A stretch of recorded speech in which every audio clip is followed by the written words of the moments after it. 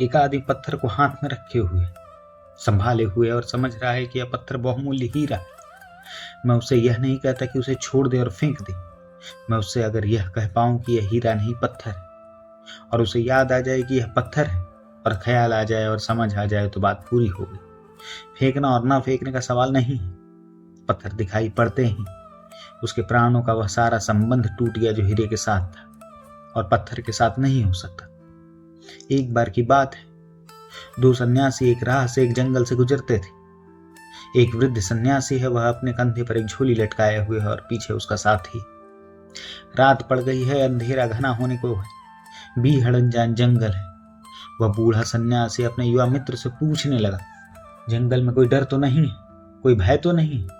जंगल अंधेरा मालूम पड़ता है, रात खतरनाक मालूम पड़ती। युवा सन्यासी बहुत हैरान हुआ, क्योंकि सन्यासी को कैसा भय? वह जिसे भय हो सकता है वह कैसा सन्यासी? और आज तक इस बूढ़े ने कभी ऐसी बात नहीं की थी। रात अंधेरी है, जंगल है, आज क्या हो गया है इन्हें? आज कैसे अब है इनके प्राण को आतंकित कर रहा है? फिर थोड़ी देर बाद वह बूढ़ा फिर पूछने लगा, रास्ता खतरनाक तो नहीं, चोर बदमाशों का डर तो नहीं है? वह युवक तो बहुत हैरान हुआ, आखिर आज हो क्या गया है इन सन्यासी को?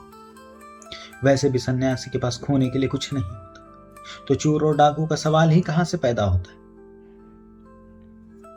फिर वे कुएं पर रुके पानी पीने को। वह बूढ़ा कुएं पर पानी भरने लगा। उसने अपने कंधे का झोला युवक को दिया और कहा, संभाल कर रख। तभी उस युवक को ख्याल आया कि भय का कोई न कोई कारण झोले के भीतर होना चाहिए। बूढ़ा तो पानी पीने लगा, उस युवक ने भीतर हाथ डाला उस झोले के, तो देखा कि सोने की एक पूरी ईंट पड़ी है।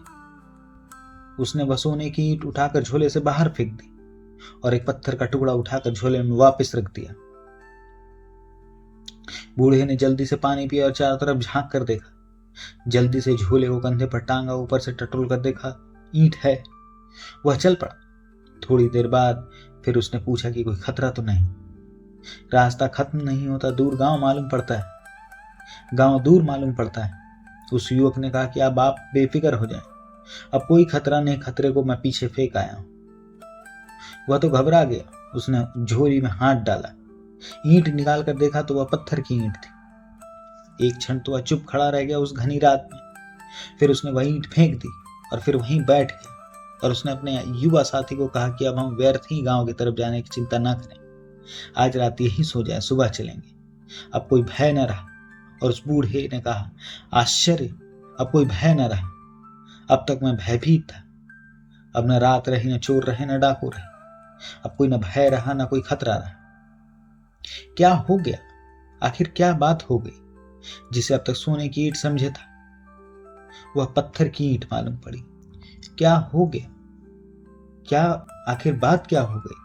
जिसे अब तक वह सोने की ईंट समझे था, वह पत्थर की ईंट थी। बात खत्म हो गई। सोने की ईंट वहां नहीं थी, लेकिन ऊपर से झोले को टटोल रहा था तो ईंट मालूम पड़ती थी कि भीतर है। लेकिन ऊपर से झोले को टटोलता था तो ईंट मालूम पड़ती थी कि भीतर है। वजन मालूम पड़ता था। पत्थर में भी वजन होता है और सोने में भी वजन होता है। हाथ बताते थे कि वह ईंट मौजूद है। वह भयभीत छाती से दबाए उस ईंट को बढ़ा जाता था, लेकिन फिर झोला खोला और देखा। सीखे हुए ज्ञान में भी वजन होता है पत्थर जैसा, जाने हुए ज्ञान में भी वजन होता है सोने जैसा। हाथ को दोनों वजन एक से मालूम पड़ते हैं। तराजू पहचान नहीं कर सकता कि कौन पत्थर है और कौन सोना।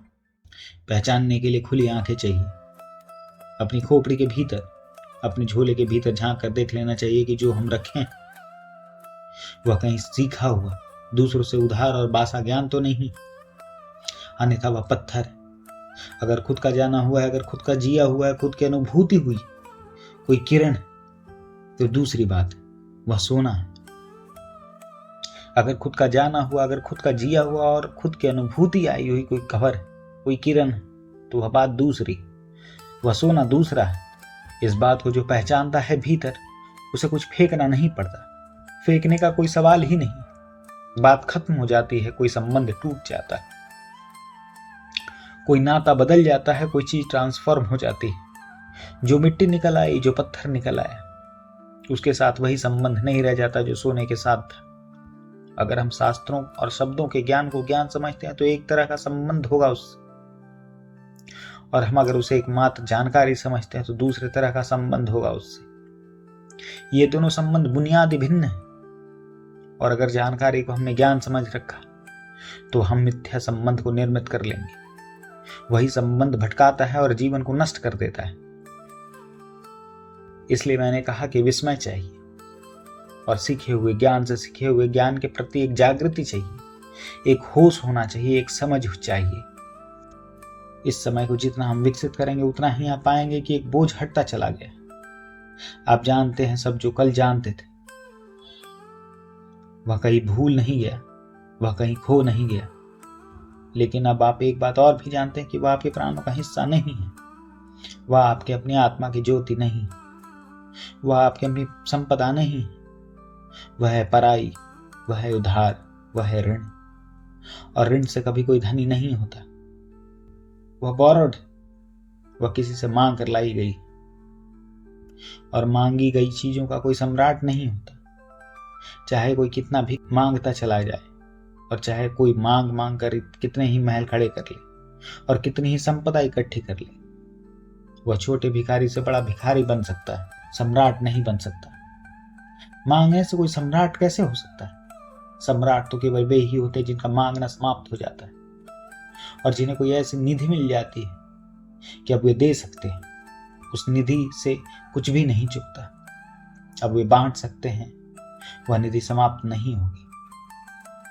अब मांगने के दिन दूर चले गए।